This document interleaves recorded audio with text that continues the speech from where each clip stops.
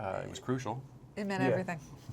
For us, there was never going to be a Terminator movie without Arnold Schwarzenegger. So he was absolutely vital to making this movie.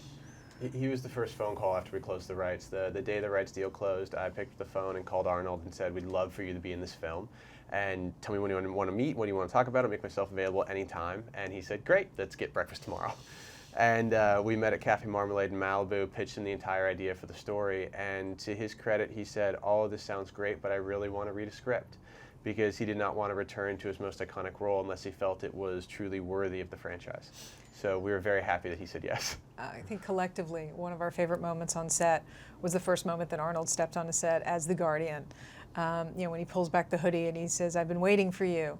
We all sort of stopped for a second and looked around, and the entire crew, whether you were a PA and it was your first movie or, you were in your 60s and this was your 50th movie, was smiling because everyone was just transported back to however old you were the first time you saw Arnold Schwarzenegger play the Terminator, and it was just a really great moment. So we felt it on set in that first scene we shot with him, and then I remember the first test screenings we had very late in the process. Seeing how he landed for the audience was the first, sort of sign of relief. It's like he really does have it, and it really, in this role, it just clicks, and you watch it play over the audience, and it's magical. I don't know if we elevated past James Cameron, but we're just trying to be in the same family, the same club. He was famous for always pushing the envelope of what was possible and for doing things you thought were impossible with his visual effects. He was working at a time when the effects were not as sophisticated. The machinery, the technology wasn't there as is today, but he was doing things that seemed impossible. And part of the limitations of his time was that he had to do a lot of stuff very practically. Wonderful things like the helicopter chase where it's going under an overpass, and you couldn't fake it back then. He had to actually do that stuff. We have a different set of tools, but we're still trying to be true to his impulse to push it too far.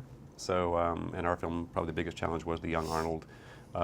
That's the cutting edge of what's possible. It's right up against what's impossible in visual effects. So we thought we were being true to his spirit and trying to achieve that.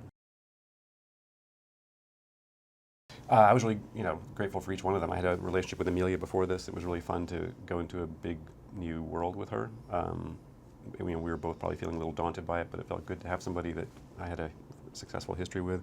But all of them, I've rarely had a cast where it was such a great ensemble. Everybody had a different way of working, but they were all good together. There were no bad apples. Everybody enjoyed each other, despite coming from different countries. Making a very American film with people from all over the world playing the key characters, but they all gelled. I think you really believe that the connection, the chemistry between Kyle and Sarah, and the relationship between Sarah and Arnold is, really great. So I was just grateful every day as a director to just be able to trust them, and not just the core, but our bench is deep. Having J.K. as O'Brien was a wonderful gift, and Byung-Hun Lee as our T-1000. He's an artist, and the way he moves in this, he's contributing so much to this movie. So just tremendous gratitude. Credit to our cast, because particularly I'd say for Emilia and Jason and Jai to step into roles that have been created in other films and other people have played them, and to step in and so fully make them your own. So that was actually the best part, was watching what each one of them did to sort of craft their roles specifically to them and specifically to this movie and this story. And I think Emilia is the one I probably give the most credit, because stepping into the role of Sarah Connor, you're stepping into an iconic feminist action hero, and that's got a lot of weight and a lot of responsibility. And she figured out very early on, as did we, that this is going to be her Sarah Connor. She's not Linda Hamilton, and we never wanted her to be. Our Sarah Connor is a very different character fundamentally than either sort of the Sarah Connors from the Cameron movies. The first, who was an innocent, and the second one, who was a woman driven to the brink of insanity. And I think Emilia just really took it on and crushed it. Well, the John Connor turn is a big part of that. Terminator has a history of really inverting themselves. If you think about the original '84 movie, Arnold Schwarzenegger is kind of the biggest badass ultimate villain of all time, and in the second film he's the hero and almost the father figure to John Connor.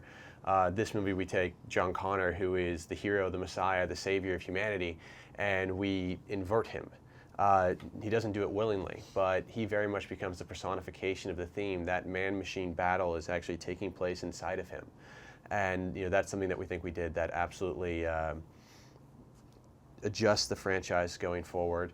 And then the other big thing we had to all ask ourselves whenever you're bringing a franchise back, which is why now? Why make this movie today? And for us, it was the relationship between mankind and technology has changed so dramatically since the original movies that the subject matter of Skynet and this notion that it could break down, it no longer needed to break down your front door because you were lining up in front of Apple stores to really hand the keys over to the machines is more relevant today now than it is ever. So it makes it really exciting to be making a Terminator movie today. Terminator is the kind of movie that only should be experienced on a large screen format. When you see the future war, when you see Arnold fighting Arnold, when you see the Golden Gate Bridge bus flip, it is really immersive to sit in a dark audience and look up at that big screen. It's simply not the same as it is at home. So this is a movie that we think must and should and has to be seen in theaters. The thing I love about 3D is it immerses you in the world in a way that you can't do it without that particular technology. I think everyone remembers what it was like to see Avatar for the first time, and it felt like you could be Jake Sully, batting around all those reeds. You felt like you were on Pandora, and 3D creates an immersive cinematic experience that is completely unique, and we take full advantage of it in this movie, and we hope people like it.